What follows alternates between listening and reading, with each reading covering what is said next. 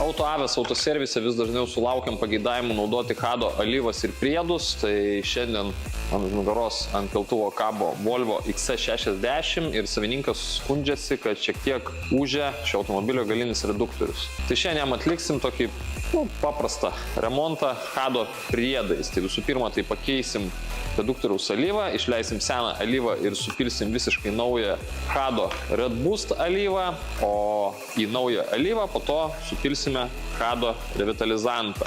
Revitalizantas yra speciali medžiaga, kuri metalo keramikos pagalba padengia padilusias metalinės dalis ir šitaip jas suremontuoja. Tai vietoj to, kad keist šio automobilio reduktorių ir išleis labai daug pinigų, galima pamėginti jį tiesiog suremontuoti ukrainiečių gamintojo Hado priedais.